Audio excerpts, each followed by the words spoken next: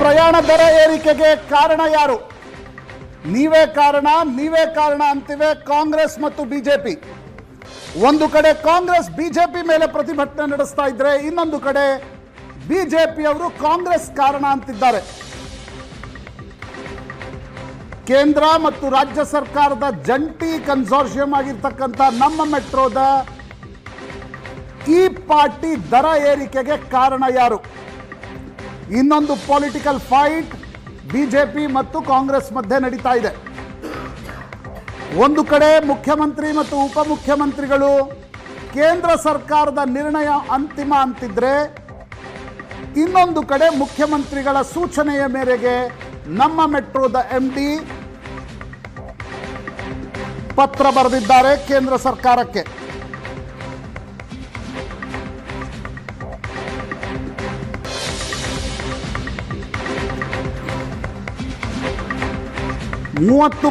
ಇಂದ 70% ವರೆಗೆ ನಮ್ಮ ಮೆಟ್ರೋ ದರಗಳು ಏರಿಕೆ ಆಗಿವೆ.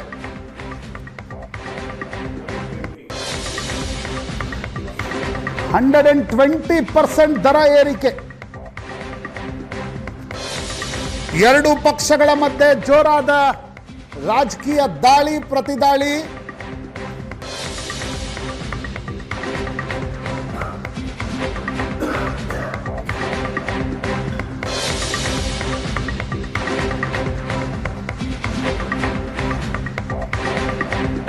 ಸಿಎಂ ಸೂಚನೆ ಬೆನ್ನಲ್ಲೇ ತಪ್ಪು ಒಪ್ಪಿಕೊಂಡ ನಮ್ಮ ಮೆಟ್ರೋ ಸಂಸ್ಥೆ. ನಾಳೆಯಿಂದಲೇ ಪರಿಷ್ಕೃತ ದರ ಜಾರಿ ಎಂದ ಮೆಟ್ರೋ MD. ದರ ಏರಿಕೆಯಿಂದ ಮೆಟ್ರೋಗೆ ಲಾಭ ಬರ್ತಾ ಇಲ್ಲ, ಸಾಲ ಕಟ್ಟಬೇಕಿದೆ, ನಷ್ಟದಲ್ಲೇ ಸಂಸ್ಥೆ ನಡೆಸ್ತಾ ಇದ್ದೀವಿ.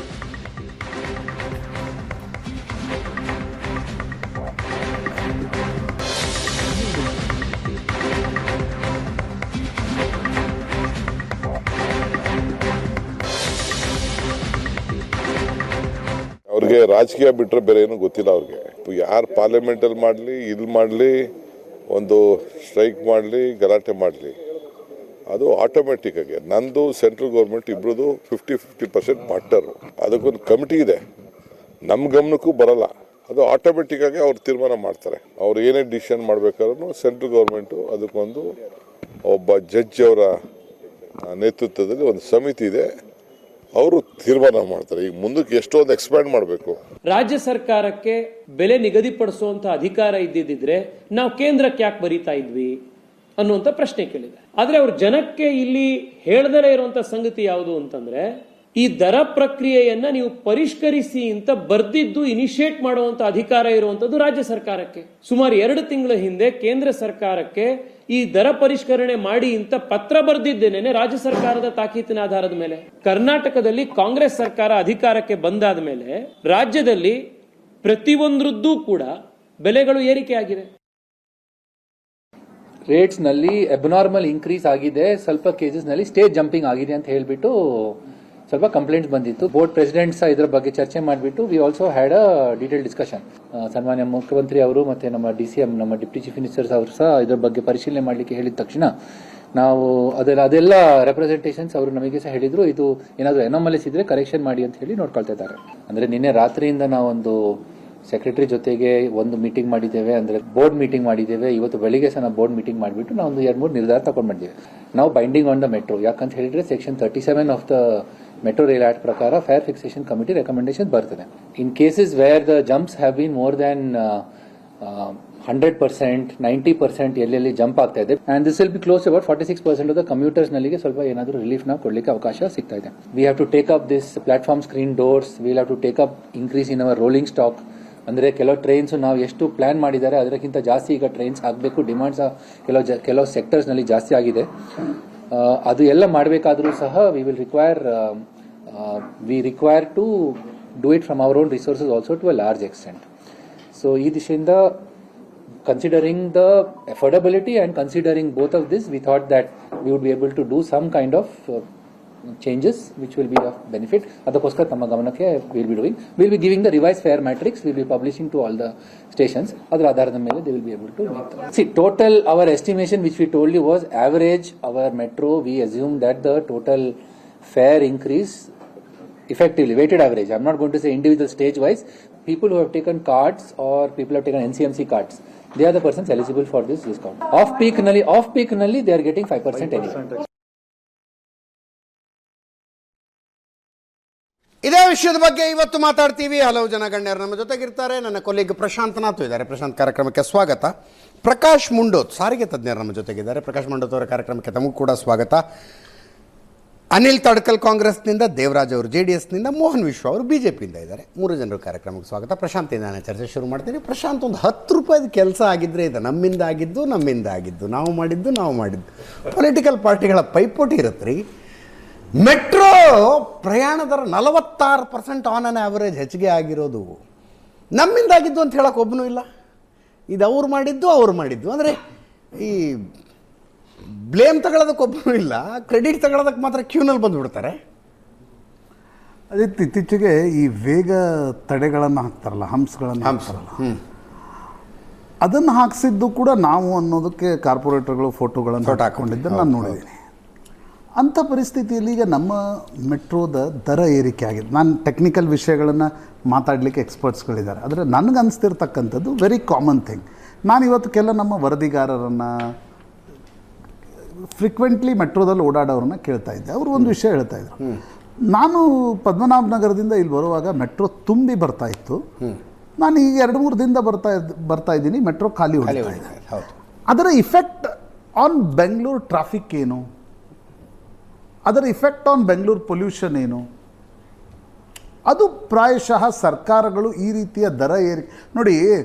ಮೆಟ್ರೋದ ಒಂದು ಇನ್ಪುಟ್ ಕಾಸ್ಟ್ ಇದೆ. ಇನ್ಫ್ರಾಸ್ಟ್ರಕ್ಚರ್ ಬಿಲ್ಡ್ ಮಾಡಲಿಕ್ಕೆ ನಿಮ್ಗೆ ಕಾಸ್ಟ್ ಬೇಕಾಗತ್ತೆ, ನಿಮ್ಗೆ ಹಣ ಬೇಕಾಗತ್ತೆ. ಹಣ ಎಲ್ಲಿಂದಲೋ ಬಂದು ಉದುರಲ್ಲ. ಆ ಕಾರಣದಿಂದ ನಮ್ಮ ಬೆಂಗಳೂರು ಮೆಟ್ರೋ ಸೆಲ್ಫ್ ಸಸ್ಟೈನ್ ಆಗಬೇಕು ಅನ್ನುವ ದೃಷ್ಟಿಯಿಂದ ಅದು ಏನು ದರ ಏರಿಕೆ ಆಗಬೇಕು. ನಾವೀಗ ಮೊನ್ನೆ KSRTC ದರ ಏರಿಕೆ ಮಾಡಿತು ಸರ್ಕಾರ. ಆ ಹಿಂದೆ ಕೂಡ ಈಗ ರೈಲ್ವೆ ದರ ಏರಿಕೆಯನ್ನು 10-15 ವರ್ಷಗಳ ಕಾಲ ತಡೆ ಹಿಡಿದಿದ್ದರಿಂದ ರೈಲ್ವೆಯ ಅಭಿವೃದ್ಧಿ ಆಗಲಿಲ್ಲ. ಅದನ್ನು ಒಪ್ತಕ್ಕಂಥ ಮಾತು. ಆದರೆ ನಿಮಗದರ ಕ್ಯಾಸ್ಕೇಡಿಂಗ್ ಇಫೆಕ್ಟ್ ಏನು ಅನ್ನೋದನ್ನು ಸರ್ಕಾರಗಳು, ಅದು ಕೇಂದ್ರ 50% ಇದೆ, ರಾಜ್ಯ ಸರ್ಕಾರ 50% ಇದೆ, ಅದರದ್ದೊಂದು ಕಮಿಟಿ ಇರುತ್ತೆ, ಇದೆಲ್ಲ ಒಪ್ಕೊಳ್ತಕ್ಕಂಥ ಮಾತು. ಆದರೆ ನೀವು ಅದರ cascading effect on the city ಏನು, ಯಾವ ಪ್ರಮಾಣದ ಟ್ರಾಫಿಕ್ ಇದೆ. ಈಗ ನನಗೆ ನಿನ್ನೆ ಯಾರೊಬ್ಬರು ಪತ್ರಕರ್ತರು ಸಿಕ್ಕಿದ್ರು. ಅವ್ರು ಹೇಳ್ತಾ ಇದ್ರು, ನಾನು ಮೊದಲು 4-5 ಸಾವಿರ ಖರ್ಚು ಮಾಡ್ತಿದ್ದೆ, ಈಗ ನನಗೆ 9,000 ರೂಪಾಯಿ ಖರ್ಚಾಗುತ್ತೆ ಪ್ರತಿ ತಿಂಗಳು. 9,000 ರೂಪಾಯಿ ನನಗೆ ಮೆಟ್ರೋ ಆಯ್ತಲ್ರಿ. ಹಾಂ, ಆಗ ಅವರು ನನಗೆ ಹೇಳಿದ್ರು, 9,000 ನಾನು ಮೆಟ್ರೋ ಕೊಡಬೇಕಾ ಅಥವಾ ನನ್ನದೇ ಕಾರ್ ತೆಗೆದುಕೊಂಡು ಬರಬೇಕಾ ಅಂತಕ್ಕಂಥದ್ರ ಬಗ್ಗೆ ನಾನು ಯೋಚನೆ ಮಾಡ್ತಾ ಇದ್ದೀನಿ. ಹೀಗೆ ಎಷ್ಟು ಜನ ಯೋಚನೆ ಮಾಡ್ತಾ ಇರಬಹುದು. ಈಗ ಮೆಟ್ರೋ ಖಾಲಿಯಾಗಿ ಬರ್ತಾ ಇದೆ ಅಲ್ಲ, ಅದರ impact should be on traffic. ನಾವು ಸಂಜೆಯಲ್ಲಿ ಕುಳ್ಕೊಂಡಿರ್ತೀವಿ ಅಜಿತ್, ನಮ್ಗೆ ಅಷ್ಟು ಗೊತ್ತಾಗಲ್ವೋ ಏನೋ. ಬಟ್ ಬೆಂಗಳೂರು ಟ್ರಾಫಿಕ್ನ ಪರಿಸ್ಥಿತಿ ಏನಾಗಿರ್ಬೋದು, ಮತ್ತು ಪಬ್ಲಿಕ್ ಟ್ರಾನ್ಸ್ಪೋರ್ಟ್ ಸಿಸ್ಟಮ್ ಏನಿದೆ ಅಲ್ಲ, ಅದು ವಯಬಲ್, ಅದು ಒಂದು ರೀತಿ ಎಫೋರ್ಡೆಬಲ್ ಮಾಡಲಿಕ್ಕೆ ಸರ್ಕಾರಗಳು ಪ್ರಯತ್ನ ಮಾಡಬೇಕೇ ಹೊರತು ನೀವು ಅದರ ಮೇಲೆ ಎರ್ರಾಬಿರ್ರಿಯಾಗಿ ಅದರ ರೇಟ್ಗಳನ್ನು ಏರಿಸಿದರೆ ಜನ ತಮ್ಮ ಬೈಕ್ಗಳನ್ನು, ತಮ್ಮ ಕಾರುಗಳನ್ನು ಹೊರಗೆ ತೆಗಿತಾರೆ. ಈ ಪ್ರಮಾಣದ ದುಡ್ಡನ್ನು ಕೊಟ್ಟು ಅವ್ರು ಯಾಕೆ ಪಬ್ಲಿಕ್ ಟ್ರಾನ್ಸ್ಪೋರ್ಟಲ್ಲಿ ಆಬ್ವಿಯಸ್ಲಿ ಅಲ್ವಾ. ಹೀಗಾಗಿ ಮುಂದುವರಿದ ದೇಶಗಳಲ್ಲಿ CBD ಅಂತ ಏನು ಕರಿತೀವಿ, ಸೆಂಟ್ರಲ್ ಬಿಸ್ನೆಸ್ ಡಿಸ್ಟ್ರಿಕ್ಟು, ಅಲ್ಲಿ ಪಬ್ಲಿಕ್ ಟ್ರಾನ್ಸ್ಪೋರ್ಟನ್ನು ಫ್ರೀ ಮಾಡ್ತಾರೆ. ಈಗ ನೀವು ಬರ್ಲಿನ್ ಅಂಥ ನಗರಗಳಲ್ಲಿ, ಬ್ರುಸೆಲ್ಸು, ಆ ರೀತಿಯಾದಂಥ ನಗರಗಳಲ್ಲಿ ಕೆಲವು ವೇಗಳು ನೀವು ಎಲ್ಲರೂ ಹತ್ಕೊಳ್ಳಿ, ಎಲ್ಲರೂ ಇಟ್ಕೊಳ್ಳಿ, ₹1 ದುಡ್ಡು ಕೊಡಬೇಕಾಗಿಲ್ಲಪ್ಪ ಅಂತ ಫ್ರೀ ಮಾಡ್ತಾರೆ. ಯಾಕಂದರೆ ಪಬ್ಲಿಕ್ ಟ್ರಾನ್ಸ್ಪೋರ್ಟನ್ನು ಹೆಚ್ಚು ಮಾಡುವ ಉದ್ದೇಶದಿಂದ, ಸಮುದಾಯ ಸಾರಿಗೆ. ಆ ಸಂದರ್ಭದಲ್ಲಿ ನನಗನ್ಸುತ್ತೆ ಈ ಪ್ರಮಾಣದ 100-120% ದರ ಏರಿಕೆಯನ್ನು ಮಾಡಿರ್ತಕ್ಕಂಥದ್ದು ಯಾವುದೇ ರೀತಿಯಲ್ಲೂ ಕೂಡ ಅದು ಸಮರ್ಥನೀಯ ಅಲ್ಲ. ಅದು ಒಂದು ಭಾಗ. 3ನೇ ಭಾಗ ಕ್ವಿಕ್ಕಾಗಿ ಹೇಳ್ಬಿಡ್ತೀನಿ. ಎಲ್ಲದರಲ್ಲೂ ಫೈಟ್ ಮಾಡ್ತಕ್ಕಂಥ BJP ಕಾಂಗ್ರೆಸ್ಗಳು, ಈಗ BJPಯ ಸಂಸದರು ಏನು ಮಾಡ್ತಾಯಿದ್ರು, ಕೇಂದ್ರ ನಗರಾಭಿವೃದ್ಧಿ ಇಲಾಖೆಯ ಅಂಡರೇ ಬರುತ್ತಲ್ವ ಮೆಟ್ರೋ. ಇಡೀ ಒಂದು ಸಣ್ಣ ಮೆಟ್ರೋ ಲೈನ್ ಸ್ಯಾಂಕ್ಷನ್ ಆಗಬೇಕಾದ್ರೂ ಕೂಡ ಕೇಂದ್ರ ನಗರಾಭಿವೃದ್ಧಿ ಇಲಾಖೆ ಇರುತ್ತೆ. ನೀವು ದಿನಾ ಹೋಗಿ ಕೇಂದ್ರ ನಗರಾಭಿವೃದ್ಧಿ ಇಲಾಖೆಯ ಸಚಿವರ ಜೊತೆ ಫೋಟೋ ತೆಗೆದುಕೊಳ್ತೀರಿ. ಮತ್ತೆ ನೀವು ದರ ಏರಿಕೆಯ ಒಂದು ಪ್ರಸ್ತಾವನೆ ಬಂದಾಗ ನಿಮ್ಮನ್ನು ಲೂಪ್ನಲ್ಲಿ ಇಡದೇ ಆ ನಿರ್ಧಾರ ತೆಗೆದುಕೊಳ್ತಾರೆ ಅಂತ ನನಗನ್ಸಲ್ಲ ಒಂದು ಸಂಸದರು. ಇನ್ನೊಂದು, ಕರ್ನಾಟಕ ಸರ್ಕಾರದ ಭಾಗವೂ ಕೂಡ ಇದೆ. ನೀವಿಲ್ಲಿ 50,000 ಕೋಟಿ ರೂಪಾಯಿ ಗ್ಯಾರಂಟಿಗಳಿಗೋಸ್ಕರ ಹಣ ಖರ್ಚು ಮಾಡ್ತಾ ಇದ್ದೀರಿ.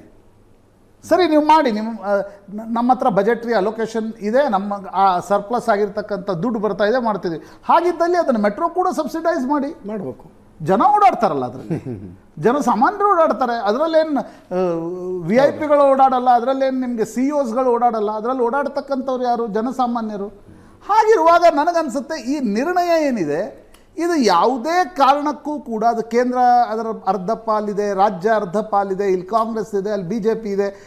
ಮಾಧ್ಯಮಗಳಲ್ಲಿ ಮೆಟ್ರೋ ದರ ಏರಿಕೆ ವಿಪರೀತ ಆಯಿತು, ಸೋಷಿಯಲ್ ಮೀಡಿಯಾಗಳಲ್ಲಿ ಹಲ್ಲಾಗುಲ್ಲ ಶುರು ಆದಾಗ ಇವ್ರ ಮೇಲೆ ಬೈದರು, ಇವ್ರು ಅವ್ರ ಮೇಲೆ ಬೈದರು. ಇದನ್ನು ಮೊದಲೇ ಯೋಚನೆ ಮಾಡಬೇಕಿತ್ತು ಅಂತ ನನಗನ್ಸುತ್ತೆ. ಪ್ರಕಾಶ್ ಅವರೇ, ನಮ್ಮ ಕಡೆ ಹೊಡೆದ ಕಡೆಯಲ್ಲಾಗೋದು ಅಂತ ಒಂದು ಸುಮ್ಮನೆ ಜನ ಹೇಳೋದು. ಯಾರೋ ಒಬ್ಬ ವ್ಯಕ್ತಿಯನ್ನು ಒಂದು 4-5 ಜನ ನಿಂತ್ಕೊಂಡು ಹೊಡಿತಾ ಇದ್ದರೆ ಹೊರಗಿನವನು ಇನ್ನೊಬ್ಬೊಬ್ಬನ ಅವನೊಂದು 4 ಏಟು ಬಡಿದ್ರು ಕೂಡ ಅವನು ಗೊತ್ತಾಗೋದಿಲ್ಲ. ಅಂತ ಯಾರು ಹೊಡೆದ್ರು ಅಂತ ಏನು ಗೊತ್ತಾಗತ್ತೆ ಅವನಿಗೆ? BMRCL ಹಾಗೆ ಮಾಡ್ತು ಅನ್ನಿಸ್ತಿದೆ. ಈಗ ಜನಸಾಮಾನ್ಯನ ಮೇಲೆ ಬಸ್ಸಿನ ದರ ಏರಿಕೆ, ಯಾವನು ಬಂದು ಹೊಡೆದ, ಒಂದು ನೀರಿನ ದರ ಏರಿಕೆ, ಮತ್ತೊಂದು ಏಟು ಇನ್ನೊಬ್ಬರು ಹೊಡಿತಾ ಇದ್ದಾರೆ. ಉಳಿದೆಲ್ಲ ದರಗಳ ಏರಿಕೆ, ರೆವಿನ್ಯೂನಲ್ಲಿ ಏನೇನಾಗಿದೆ ಎಲ್ಲ ದರಗಳ ಏರಿಕೆ ಮತ್ತೊಬ್ಬರು ಬಂದು ಹೊಡಿತಾ ಇದ್ದಾರೆ. ಅಷ್ಟೆಲ್ಲ ಜನಸಾಮಾನ್ಯರನ್ನು ಹೊಡಿತಿರುವಾಗ BMRCL ಒಂದು ಏಟು ಹಾಕಿ ಹೋಯ್ತಪ್ಪ, ಏನು ಫರಕ್ ಬೀಳುತ್ತೆ ಅಂತ. ಹಂಗಲ್ವಾ ಇದು ಸಂದರ್ಭದಲ್ಲಿ ನೋಡಿದ್ರೆ ಹಂಗೆ ಅನಿಸ್ತಿದೆ ನನಗೆ, ಅಲ್ವಾ? ಖಂಡಿತ ಈ ಸಿಚುವೇಶನ್ ನೋಡಿದ್ರೆ ಹಂಗೆ ಅನಿಸ್ತಿದೆ. ಯಾವ ಬೆಲೆಯೂ ಜಾಸ್ತಿ ಆಗಿದೆ, ಮೆಟ್ರೋ ದರ ಒಂದೇ ಜಾಸ್ತಿ ಆಗಿದೆ, ಇದೇ ಚರ್ಚೆ ಆಗ್ತಿತ್ತು. ಸ್ವಲ್ಪ ಓವರ್ ಕಾನ್ಫಿಡೆಂಟ್ ಆಗ್ಬಿಟ್ರು. ಏನ್ರಿ 46% ಅಂದ್ರೆ ಕೇಳೋರಿಲ್ವಾ ಇದಕ್ಕೆ? ಅಜಿತ್ ಅವರೇ, ಪ್ರಪೋಸಲ್ ನೋಡಿ 105% ಇತ್ತಂತೆ ಪ್ರಪೋಸಲ್. ಅಜಿತ್ ಅವರೇ, ಪೇಪರಲ್ಲಿ ಯಾವಾಗ ಈ ವಿಶೇಷವಾಗಿ ಇಷ್ಟು ದರ ಏರಿಕೆ ಆಗುತ್ತೆ ಅಂತ ಬರ್ತಿತ್ತು, ನಾನು ಅವರು MD ನ ಭೇಟಿ ಮಾಡಿದೆ 10ನೇ ತಾರೀಕು.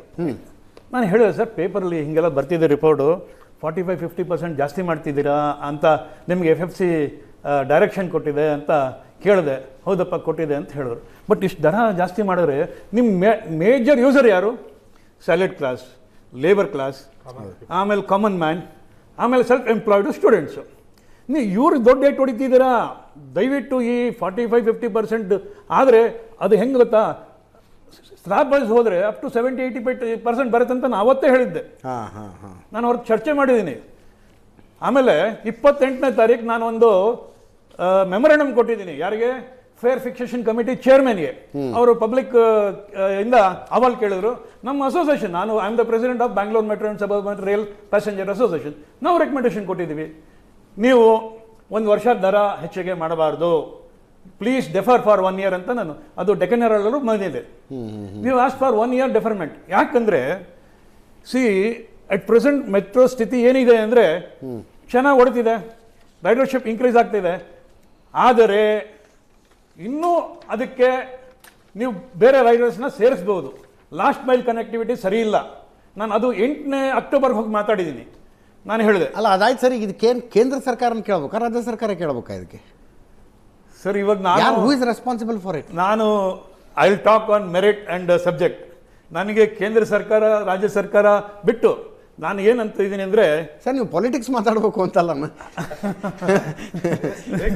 ಅಲ್ಲ ಬೇಕು ಜನಕ್ಕೆ ಉತ್ತರ ಬೇಕು ಅಂದ್ರೆ ಯಾರೋ ಅಲ್ಲಿ ಮೋಹನ್ ಅವರು ಅದನ್ನ ಅವ್ರು ಮಾತಾಡ್ಕೋತಾರೆ, ಪಾಲಿಟಿಕ್ಸ್ ಅವ್ರು ಮಾತಾಡ್ಕೋತಾರೆ. ನಾನು ನಿಮ್ಮನ್ನ ಕೇಳ್ತಾ ಇರೋದು ಯಾರು ರೆಸ್ಪಾನ್ಸಿಬಲ್ ಇದಕ್ಕೆ? ಬರೀ ಪಾಲಿಟಿಕ್ಸ್ ಮಾತಾಡಲ್ಲಪ್ಪ.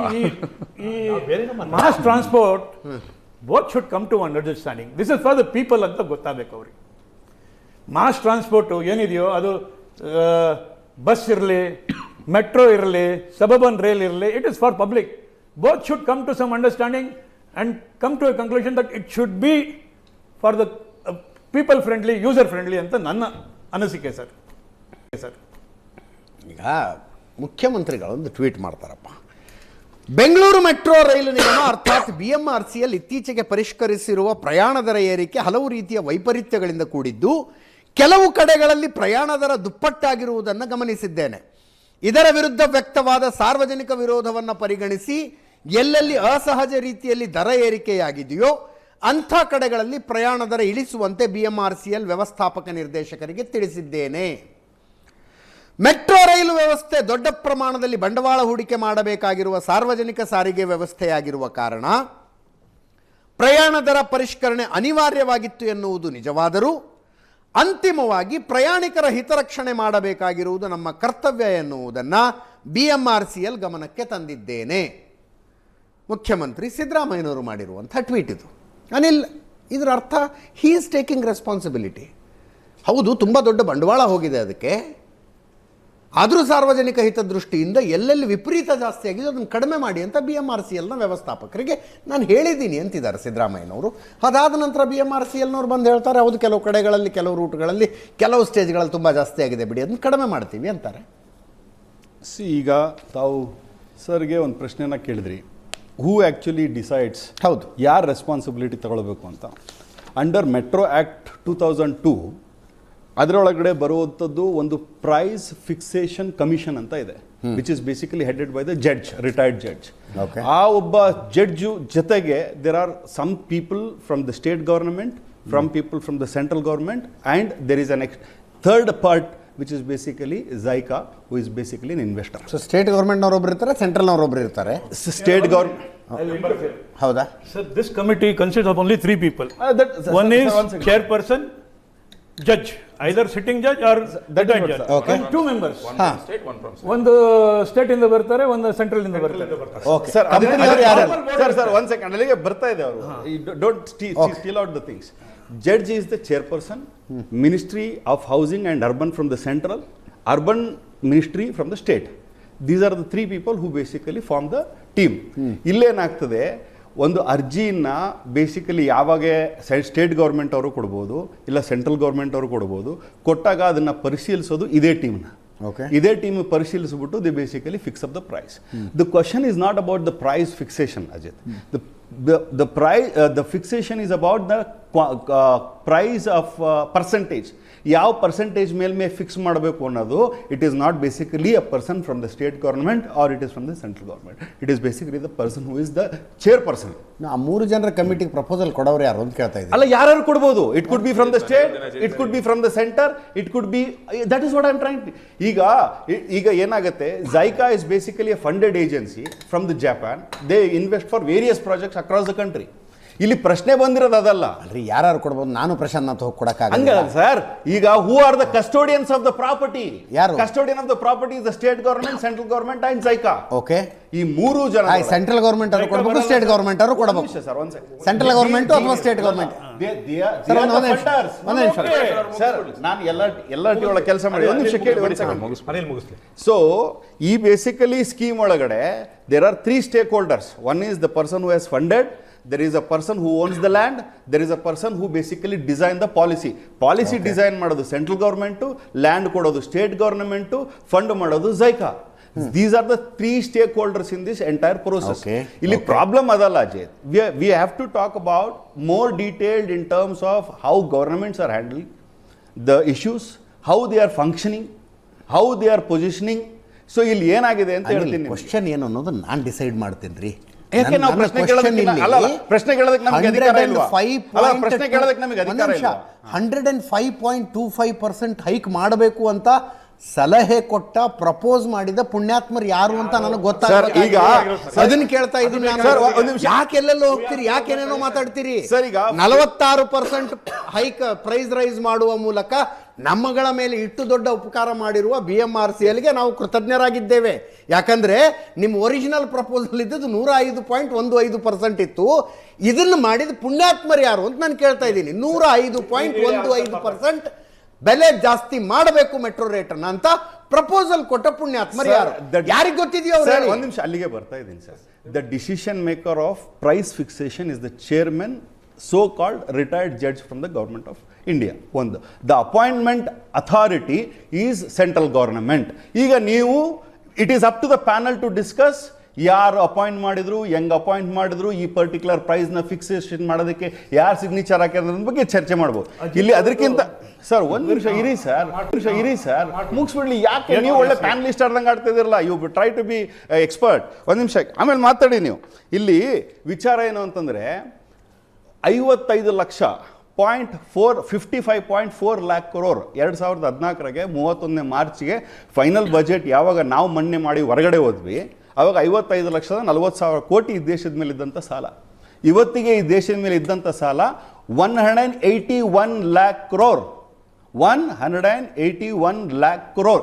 ಇಷ್ಟು ದೊಡ್ಡ ಸಾಲವನ್ನು ಮಾಡದಂಥ ಕೇಂದ್ರ ಸರ್ಕಾರ ಯಾವುದರೊಳಗೆ ಅವರ ಕಾಂಟ್ರಿಬ್ಯೂಷನನ್ನು ಕೊಟ್ಟಿದೆ ಅಂತೇಳಿ ದೇಶಕ್ಕೆ ನಾನು ಯಾಕೆ ಹೇಳ್ತಾ ಇದ್ದೀನಿ ಅಂದರೆ, let us not restrict only for metro. There are so many issues which has to be discuss today. ಇವತ್ತೇನಾಗಿದೆ, ಹೈಯೆಸ್ಟ್ ನೀವು ಟ್ಯಾಕ್ಸ್ ಕಲೆಕ್ಟ್ ಮಾಡ್ತಾ ಇದ್ರಿ ಇಡೀ ಪ್ರಪಂಚದೊಳಗೆ. One of the largest tax collecting country in the whole world ಅಂತಂದ್ರೆ that could be one of the nation is India. ಒಂದು ನಿಮಿಷ Mohan U K ಅಲ್ಲ ಡಿಬೇಟ್ ಅಲ್ಲ Let's come to BMRCL, please. end of the day the train will come and stop at your station. ಒಂದು ನಿಮಿಷ BMRCL ಬನ್ನಿ sir ದಯವಿಟ್ಟು. Sir ನಾನು ಯಾಕೆ ಹೇಳ್ತಾ ಇದ್ದೀನಿ ಅಂದ್ರೆ 46% where there is a collaboration between the state and centre. ಇದು ಯಾರ್ದು ಅಂತ ತಾವು ಇಷ್ಟೊಂದು ಉತ್ಸಾಹವಾಗಿ ಚರ್ಚೆ ಮಾಡ್ತಾ ಇದ್ದೀರಲ್ಲ. ಈಗ ಡಾಲರ್ ರೇಟು ಎಲ್ಲಿಂದ ಎಲ್ಲಿಗೇರಿದೆ, ಇದ್ರ ಯಾರ್ದು? Who is the decision maker? Unemployment ಇಡೀ ದೇಶದಲ್ಲಿ ಎಷ್ಟಾಗಿದೆ? Who is the decision maker? Petrol price ಎಲ್ಲಿಂದ ಎಲ್ಲಿಗೆ ಹೋಗಿದೆ? Who is the decision maker? Diesel price ಎಲ್ಲಿಂದ ಎಲ್ಲಿಗೆ ಹೋಗಿದೆ? Who is the decision maker? ಒಂದು ನಿಮಿಷ, ಗ್ಯಾಸ್ ಪ್ರೈಸ್ ಎಲ್ಲಿಗೆ ಹೋಗಿದೆ? ಅಲ್ಲ ಅಂದ್ರೆ ನಾನು ಹೇಳ್ತಿರೋದು there are umpty number of questions has to be answered. It is ಅಲ್ಲಲ್ಲ ನಾನು ಹೇಳೋದು ಅಲ್ಲಿ ಒಂದು ಸಣ್ಣ ಪಾತ್ರ ಇರ್ತದೆ, ಅಲ್ಲಲ್ಲ ಅಲ್ಲಿ ಒಂದು ಸಣ್ಣ ಪಾತ್ರ ಇರ್ತದೆ ಗವರ್ನಮೆಂಟ್ ಅಲ್ಲಿ ಬಂದ್ಬಿಟ್ಟು ಚರ್ಚೆ, ಇದ್ರ ಬಗ್ಗೆ ಚರ್ಚೆ 4 ತಿಂಗಳಿಂದ ಚರ್ಚೆ ಮಾಡೋಣ.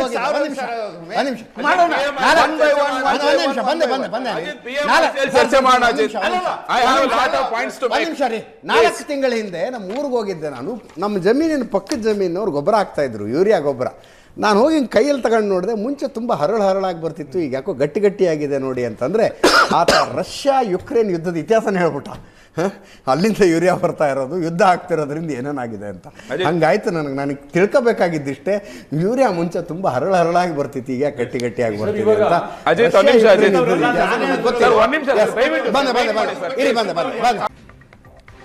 ಬ್ರೇಕ್ಗಿಂತ ಮುಂಚೆ ಕೇಳಿದ ಪ್ರಶ್ನೆಗೆ ಉತ್ತರವನ್ನು ಮೋಹನ್ ವಿಶ್ವ ಅವರಿಂದ ಪಡೆಯುವ ಪ್ರಯತ್ನ ಮಾಡ್ತಾ ಇದ್ದೀನಿ. ಯಾರನ್ನು ಸಿಕ್ಕಾಕಿಸ್ಬೇಕು ಆ ಉದ್ದೇಶದಿಂದ ಕೇಳಿದ ಪ್ರಶ್ನೆ ಅಲ್ಲ ಇದು. ನಮ್ಮ ಸಾಮಾನ್ಯ ಜ್ಞಾನವನ್ನು ವಿಸ್ತರಿಸಿಕೊಳ್ಳುವ ಉದ್ದೇಶದಿಂದ ಕೇಳಿದ ಪ್ರಶ್ನೆ. 46% ಮೆಟ್ರೋ ಪ್ರೈಸ್ ಹೈಕ್ ಆಗಿದೆ. ಗಾಬರಿ ಆಗಿಬಿಟ್ಟೆ ನಾನು, ಏನಿದು 46% ಹೈಕ್ ಮಾಡ್ತಾರಾ ಅಂತ. ಅದೇ BMRCL ನಮ್ಮ ಮೇಲೆ ಮಾಡಿರುವ ಉಪಕಾರ, ಯಾಕಂದರೆ ಅವ್ರಿಗೆ ಪ್ರಪೋಸಲ್ ಬಂದಿದ್ದು 105.15% ಹೈಕ್ ಮಾಡಬೇಕು ಅಂತಾಗಿತ್ತು. ಬೆಲೆ ಹೆಚ್ಚಳ 105.15% ಅಂತ. ಈಗ ನನಗೆ ತಿಳ್ಕೊಳ್ಬೇಕಾಗಿರೋದು, ಈ ಸಜೆಷನ್ ಕೊಟ್ಟ ಪುಣ್ಯಾತ್ಮ ಯಾರು, ಅಂತಿಮವಾಗಿ ನಿರ್ಧಾರ ತಗೊಂಡಂಥವ್ರು ಯಾರು, ಕೇಂದ್ರ ಸರ್ಕಾರದ ವ್ಯಾಪ್ತಿಯಲ್ಲಿ ಬರುತ್ತಾ, ರಾಜ್ಯ ಸರ್ಕಾರದ ವ್ಯಾಪ್ತಿಯಲ್ಲಿ ಬರುತ್ತಾ? ಕಣ್ಣು ತೆರೆಸೋದಿದ್ರೆ ತೆರೆಸಬಹುದು. ಮೋಹನ್ ವಿಶ್ವ ಅಜಿತ್ ನೋಡಿ, BMRCL ಒಂದು ಫಸ್ಟ್ ಆಫ್ ಆಲ್ ಒಂದು special purpose vehicle exclusively for Bengaluru metro. Okay, ಅದರಲ್ಲಿ ಪ್ರೈಸ್ ಫಿಕ್ಸೇಷನ್ ಕಮಿಟಿ ಇದೆ. Section 37 of metro rail act ಅಲ್ಲಿ ಅವ್ರು ಹೇಳಿದಂಗೆ ಮಹೇಶ್ವರ ಅವರು ಆ ಪ್ರೈಸ್ ಫಿಕ್ಸೇಷನ್ ಕಮಿಟಿನಲ್ಲಿ ಒಂದು ರಿಟೈರ್ಡ್ ಜಡ್ಜ್ ಹೆಡ್ ಮಾಡ್ತಾರೆ. ರಾಜ್ಯದಿಂದ ಒಬ್ಬರು ಪ್ರತಿನಿಧಿ, ಕೇಂದ್ರದಿಂದ ಒಬ್ಬರು ಪ್ರತಿನಿಧಿ, ಇವರೆಲ್ಲ ಸೇರಿ ಡಿಸೈಡ್ ಮಾಡೋದು. ಇಲ್ಲಿ ನೀವು ಕೇಳಿದಂತ ಪ್ರಶ್ನೆ, ಯಾವ ಬೇಸಿಸ್ ಮೇಲೆ ಇವರು ಡಿಸ್ಕಸ್ ಮಾಡಿದ್ರು, ಡಿಸೈಡ್ ಮಾಡಿದ್ರು, ಯಾರು ಮಾಡಿದ್ರು ಅಂತ ಹೇಳಿ. ನನ್ನ ಹತ್ರ ಆನ್ಯುವಲ್ ರಿಪೋರ್ಟ್ ಇದೆ BMRCL 23-24 ಅವ್ರ ವೆಬ್ಸೈಟಲ್ಲಿ ತಗೊಂಡಿರೋದು. ಓಕೆನಾ? ಅಂದ್ರೆ ಎಷ್ಟು ಆದಾಯ ಬಂದಿದೆ, ಎಷ್ಟು ಖರ್ಚಿದೆ, ಎಷ್ಟು ಪ್ರಾಫಿಟ್ ಇದೆ ಅಂತ. ನೀವು 23-24 ಆನ್ಯುವಲ್ ರಿಪೋರ್ಟ್ ತಗೊಂಡ್ರೆ ಎಬಿಟಾ, earnings before interest and tax, depreciation ತಗೊಂಡ್ರೆ ನಿಮಗೆ 376 ಕೋಟಿ ಡಿಕ್ಲೇರ್ ಮಾಡಿದ್ದಾರೆ. ಎಷ್ಟು? 990 ಕೋಟಿ ರೆವಿನ್ಯೂಗೆ. ನೀವು ಆಲ್ಮೋಸ್ಟ್ 30% ಎಬಿಟಾ ಇರೋವಂಥ ಒಂದು BMRCL ಸಂಸ್ಥೆನಲ್ಲಿ ಈ ಮಟ್ಟದ price hike price fixation committee propose ಮಾಡಿದಾಗ ಆಸ್ ಆನ್ MD ನೀವು ಏನು ಮಾಡಿದ್ರಿ, ಏನು ಮಾಡಬೇಕಿತ್ತು? ಅದನ್ನು ಸುಲಭವಾಗಿ ಒಪ್ಕೊಂಬಾರ್ದಾಗಿತ್ತು. First point. ನೀವು ಹೇಳಿದ ಬೆಂಗಳೂರು ಮೆಟ್ರೋ ಆಲ್ರೆಡಿ ಲಾಭದಲ್ಲಿದೆ. ಇದ್ರ ಪ್ರಕಾರ ಆನ್ಯುವಲ್ ರಿಪೋರ್ಟ್ ಪ್ರಕಾರ ಎಬಿಟಾ ನಾನು ಮಾತಾಡ್ತಾ ಇರೋದು. ಓಕೆ, ಒಂದು ನಿಮಿಷ ಸರ್. ನೆಕ್ಸ್ಟ್, ಇದಾದ ತಕ್ಷಣ ನೀವು ನಾವೇನ್ ಮಾಡಿದ್ರು, ರಾಜ್ಯದವ್ರು ಏನ್ ಮಾಡಿದ್ರು ಅನ್ನೋ ಪ್ರಶ್ನೆನ ಸಂಸದರು ಏನ್ ಮಾಡಿದ್ರು ಅಂತ ಪ್ರಶಾಂತ್ ಅವ್ರು ಕೇಳಿದ್ರು. ನೋಡಿ, 6th January 2025 PC ಮೋಹನ್ ಅವರು ಜನವರಿ ತಿಂಗಳಿನಲ್ಲೇನೆ ಮಹೇಶ್ವರ ಅವರನ್ನ ಭೇಟಿ ಮಾಡಿ ಈ ತರ ಪ್ರೈಸ್ ಫಿಕ್ಸೇಷನ್ ಕಮಿಟಿ ಅವರು 40-45% ಪ್ರೈಸ್ ಹೈಕ್ ಮಾಡಬೇಕು ಅಂತ ಒಂದು ನ್ಯೂಸ್ ಬರ್ತಾ ಇದೆ, ದಯವಿಟ್ಟು ರೀಕನ್ಸಿಡರ್ ಮಾಡಿ, ಅಷ್ಟು ಮಾಡೋದು ಬೇಡ ಅಂತ ಒಂದು ಮೆಮೊರಾಂಡಮ್ ಕೊಡ್ತಾರೆ ಜನವರಿನಲ್ಲೇನೇನೆ. ರಾಜ್ಯ ಸರ್ಕಾರದವರು ಯಾರೂ ಕೂಡ ಕೊಡಲ್ಲ, PC ಮೋಹನ್ ಅವರು ಕೊಡೋದು, ಸಂಸದರು.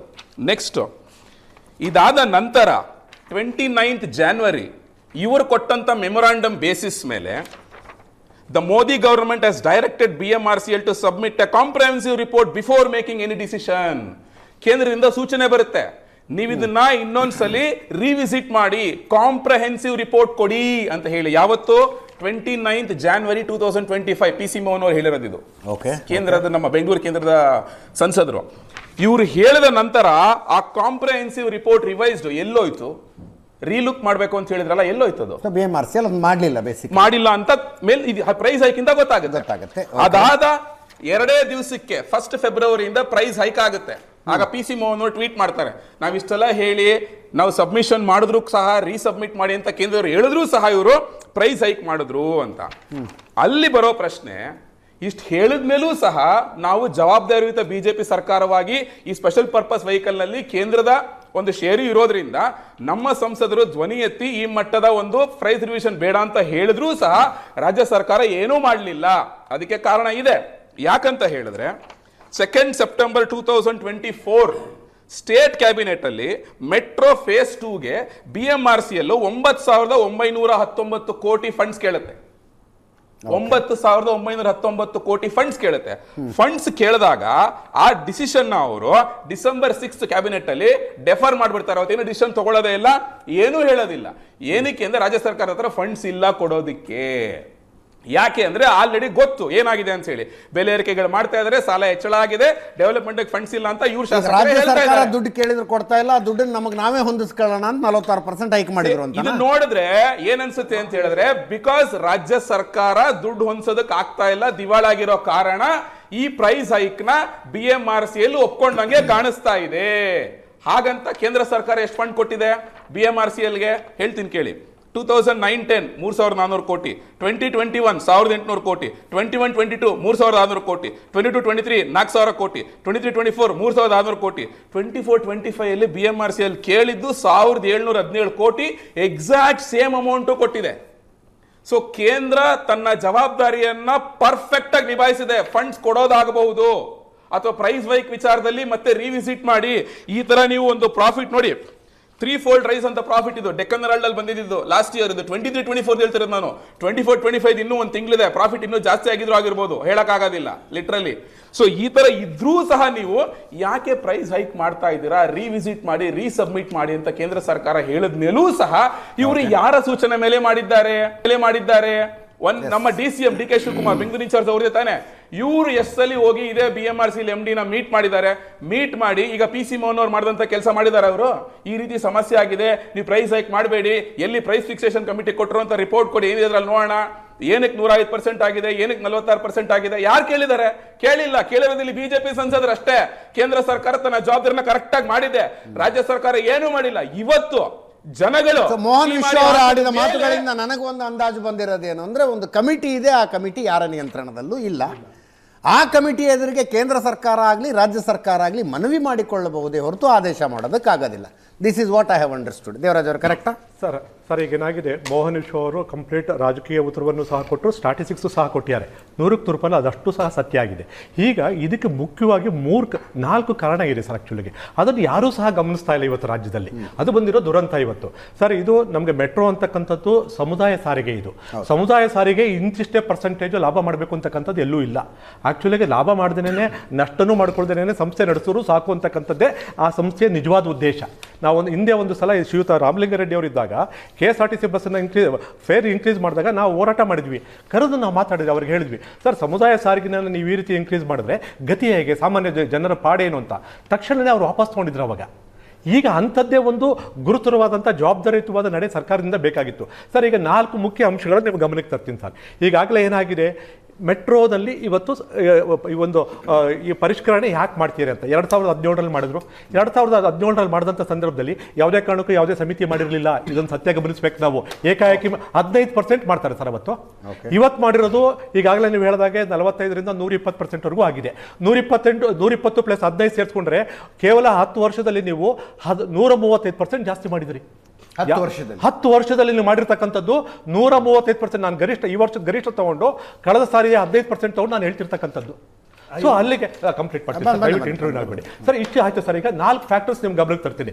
ಮೊದಲನೇ ಫ್ಯಾಕ್ಟರ್ ಏನು, ಪ್ರಾಜೆಕ್ಟ್ ಕಾಸ್ಟ್ ಇಂದ ನಮಗೆ ಲೋನ್ ಜಾಸ್ತಿ ಆಗಿದೆ, ಬರ್ಡನ್ ಜಾಸ್ತಿ ಆಗ್ತಿದೆ ಅಂತಕ್ಕಂಥದ್ದನ್ನ ಹೇಳ್ತಾವ್ರೆ. ಕಾರಣ ಪ್ರಾಜೆಕ್ಟ್ ಕಾಸ್ಟ್ ಎಸ್ಕಲೇಟ್ ಆಗಲಿಕ್ಕೆ ಕಾರಣ ಯಾರು? ಅಲ್ಲಿರ್ತಕ್ಕಂತಹ ಒಂದು ಮ್ಯಾನೇಜ್ಮೆಂಟ್ನ ಅಧ್ಯಕ್ಷತೆ ಮತ್ತೆ ಸರ್ಕಾರದ ಒಂದು ಅಧ್ಯಕ್ಷತೆಯಿಂದಾಗಿ. ಈಗ ಮೋದಿ ಆದಷ್ಟು ಕಾಸ್ಟ್ ಜಾಸ್ತಿ ಸರ್. ಹೌದು ಸರ್. ಸರ್ ಈಗ ಒಂದೇ ಒಂದು ಎಕ್ಸಾಂಪಲ್ ನಿಮಗೆ ಕೊಡ್ತೀನಿ. ಅದು ಎಷ್ಟಾಗಿದೆ ಇವಾಗ ಇವತ್ತು ಆಸ್ ಆನ್ ಡೇಟ್ ಬಂದು ಮೆಟ್ರೋದ ಸಾಲ ಬಂದು 43,588 ಕೋಟಿ ಇವತ್ತಿನ ಸಾಲ, ಇವತ್ತು ಆಸ್ ಆನ್ ಡೇಟ್ಗೆ. ಸರ್ ಇವತ್ತು ಸೆಕೆಂಡ್ ಸ್ಟೇಜ್ನ 2014ರಲ್ಲಿ ಪ್ರಾರಂಭ ಮಾಡ್ತೀವಿ. ಮಾಡಿದಂಥ ಸಂದರ್ಭದಲ್ಲಿ ಆದಿದ್ದಂಥದ್ದು 26,000 ಕೋಟಿ ಪ್ರಾಜೆಕ್ಟ್ ಕಾಸ್ಟು. ಆದರೆ ಇವತ್ತಿಗೆ ಅದು ಎಷ್ಟು ಬಂದಿದೆ ಅಂದರೆ 30,695.12 ಕೋಟಿ ಬಂದಿದೆ. ಯಾರು ಹೊಣೆ ಇದಕ್ಕೆ?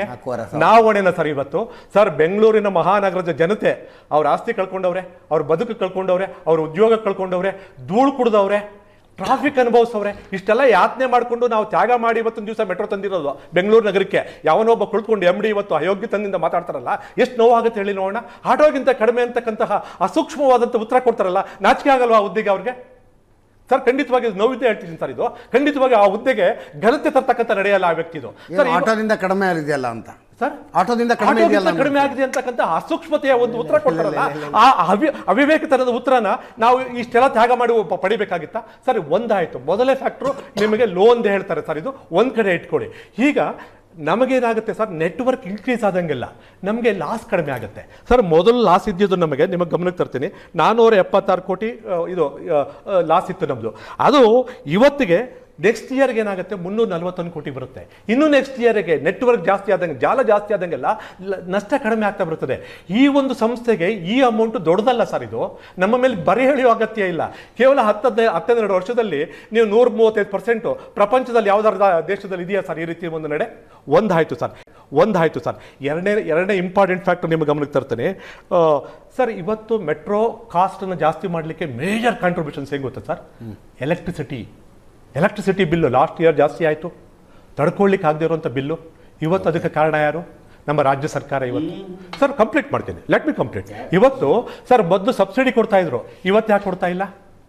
ಮೊದಲು ಸಬ್ಸಿಡಿ ಇತ್ತು ಸರ್. ಹೌದು ಸರ್, ಸಬ್ಸಿಡಿ ಇತ್ತು, ಇವತ್ತು ಯಾಕಿಲ್ಲ? ಎರಡೇ ಕಾರಣ ಸರ್, ಅದರಿಂದ ಮೇಜರ್ ಓಡ್ತಾ ಬರ್ತಿದೆ.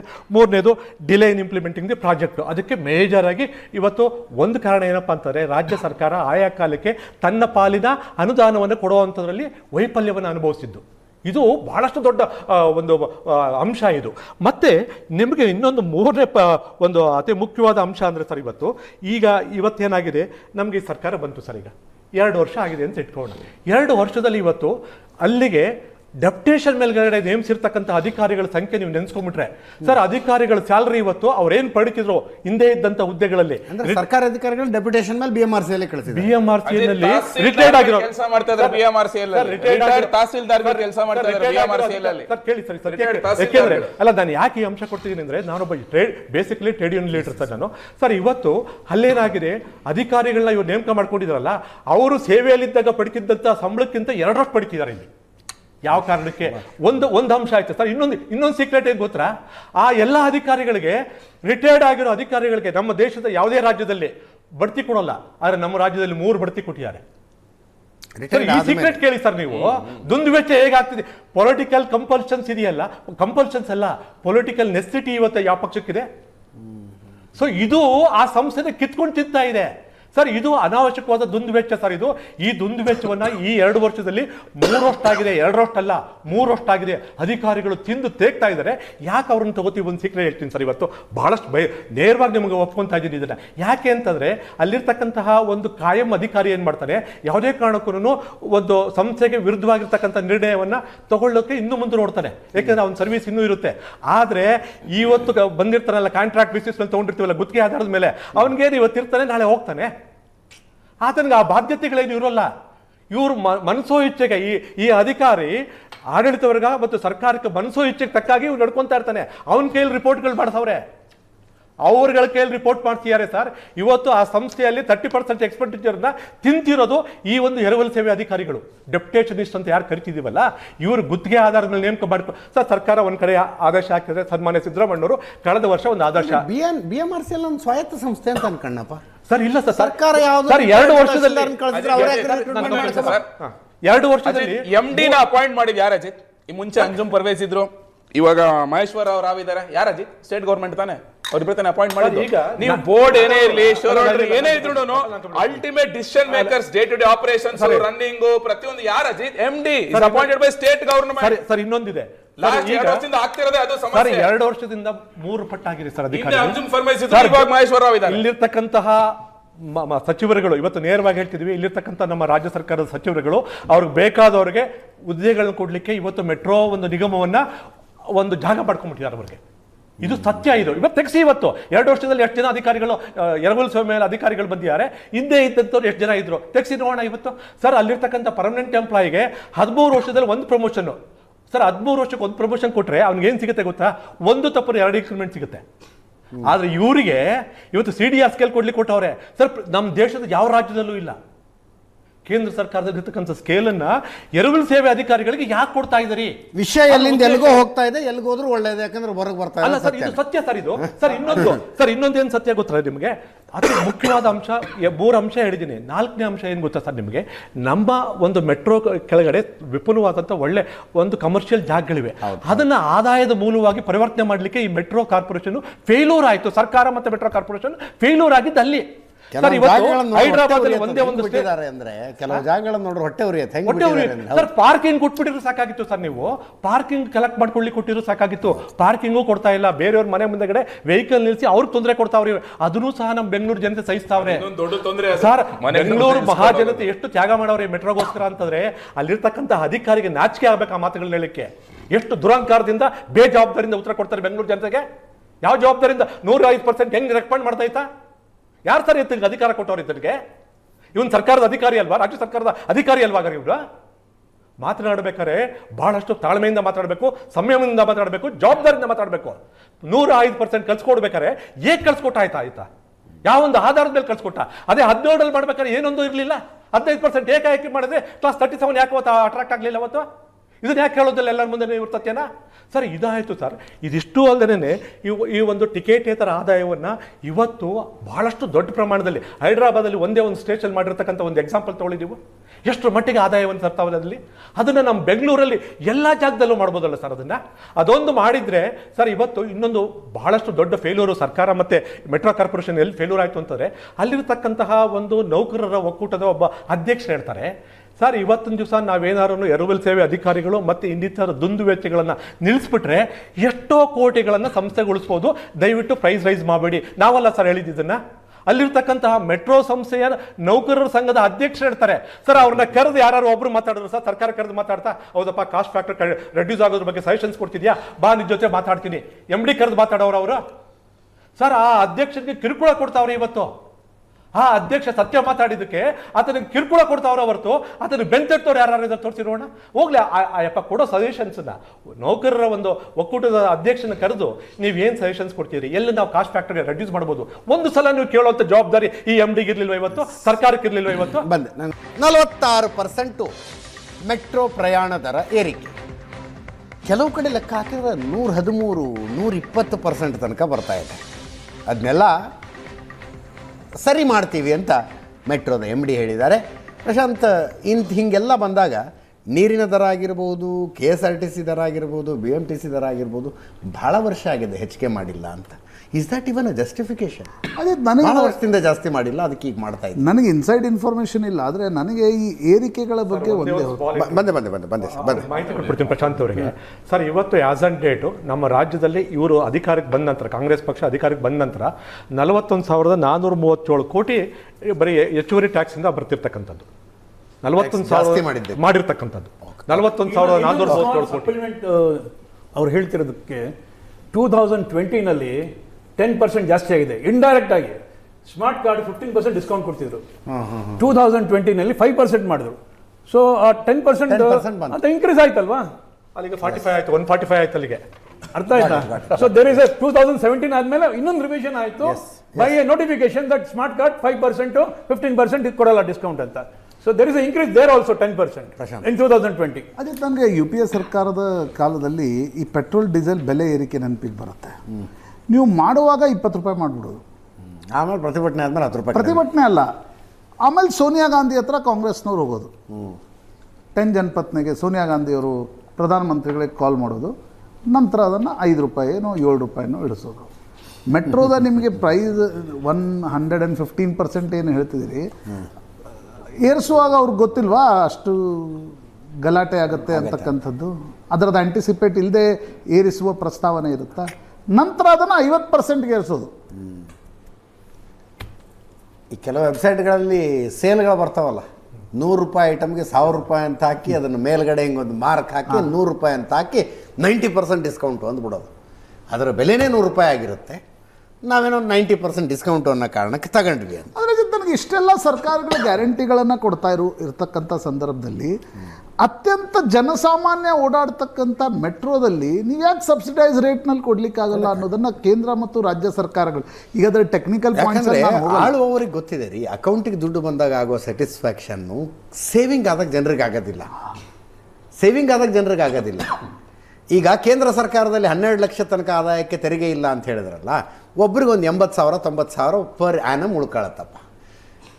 ಆ ತೆರಿಗೆ ತಗೊಂಡು ಅವನ ಅಕೌಂಟಿಗೆ 80,000 ನಾವು ಗೌರ್ಮೆಂಟಿನ ಡೈರೆಕ್ಟ್ ಟ್ರಾನ್ಸ್ಫರ್ ಮಾಡ್ತೀವಿ ಅಂದ್ರೆ ಅವ್ನು ದೊಡ್ಡ ಹಬ್ಬ ಮಾಡ್ಬಿಡ್ತೀವಿ, 80,000 ಸರ್ಕಾರ ಕೊಡ್ತು ಅಂತ. ಆಮೇಲೆ ಈ ಮನಸ್ಥಿತಿ ಅದು. ರಾಜಕೀಯ ಪಕ್ಷಗಳು ಜನರನ್ನು ಹೆಂಗೆ ಹುಚ್ಚು ಮಾಡ್ತೇವೆ ನೋಡಿ. ಬಸ್ಸಲ್ಲಿ ಮಹಿಳೆಯರಿಗೆ ಫ್ರೀ ಅಂತೆ ಅಲ್ವಾ, ಮೆಟ್ರೋದಲ್ಲೂ ನಿಮ್ಮ 50% ಸ್ಟೇಕ್ ಇದೆ ರೀ, ಮತ್ತೆ ಕೊಡಿ ಅಲ್ಲೊಂದು ಡಿಸ್ಕೌಂಟ್ ಮಾಡಿ, ಅಲ್ಲೊಂದು ಡಿಸ್ಕೌಂಟ್ ಕೊಡಿ. ಯಾಕೆ ಕೊಡಲ್ಲ? ಪಬ್ಲಿಕ್ ಟ್ರಾನ್ಸ್ಪೋರ್ಟ್ನಲ್ಲಿ ಅಂದರೆ ಈ ಮನೆ ಕೆಲಸ ಮಾಡೋರು ಮೆಟ್ರೋದಲ್ಲಿ ಓಡಾಡೋಲ್ಲ ಅಂತಾನ, ಅವ್ರೇನು ಬಸ್ಸಲ್ಲೇ ಓಡಾಡ್ತಾರೆ ಅಂತ ನಿಷ್ಕರ್ಷಕ್ಕೆ ನೀವು ಬಂದಿದ್ದೀರಾ? ನನಗೆ ಅನ್ಸುತ್ತೆ ಅಜಯ್ ಪಾಯಿಂಟ್ ಸಿ ಅವ್ರು ಹೇಳ್ದಂಗೆ ಅವ್ರು ಏನ್ ಮಾಡ್ತೀರಿ ಅಂತ ಹೇಳಿದ್ರೆ ಇಲ್ಲಿ ಆಗ್ತಿರುವಂತ ಖರ್ಚಿದೆ ಗೊತ್ತಾ ಮಹಿಳೆಯರಿಗೆ, ಅದನ್ನ ಮೆಟ್ರೋಗ್ ಫಂಡ್ ಮಾಡ್ಬೇಕಲ್ಲ, ಅವರು ಕೊಡ್ಬೇಕಲ್ಲ ದುಡ್ಡು. ಅದಕ್ಕೇನೆ ಕ್ಯಾಬಿನೆಟ್ ಅಲ್ಲಿ ಡೆಫರ್ ಮಾಡಿರೋ ಡಿಸಿಷನ್. ಮೆಟ್ರೋಗ್ ದುಡ್ಡು ಕೊಟ್ಟಿಲ್ಲ ಅವರು. ಏನ್ ಮಾಡಿದಾರೆ ಅಂದ್ರೆ ನಾವು ಕೊಡಲ್ಲ ದುಡ್ಡು, ನೀವು ಬೇಕಾದ್ರೆ ಫೇರ್ ಹೈಕ್ ಮಾಡ್ಕೊಳ್ಳಿ ಅಂತ ಹೇಳಿ ಈ ಫಂಡ್ ನ ಅಲ್ಲಿ ಮ್ಯಾನೇಜ್ ಮಾಡೋದಷ್ಟೇ. ಒಂದ್ ಕಡೆ ಫ್ರೀ ಆಗಿ ಕೊಡೋದು, ಇನ್ನೊಂದ್ ಕಡೆ ದುಡ್ಡು ಕೊಡೋದನ್ನ ಕಟ್ ಮಾಡೋದು. ಏನ್ ಅಭಿವೃದ್ಧಿ ಇದು? ಇಟ್ಸ್ ಬೇಸಿಕಲಿ ಪೊಲಿಟಿಕಲ್ ಕಮೆಂಟ್ ಅದು. ಪೊಲಿಟಿಕಲ್ ಕಮೆಂಟ್ ಅಲ್ಲ ಸರ್.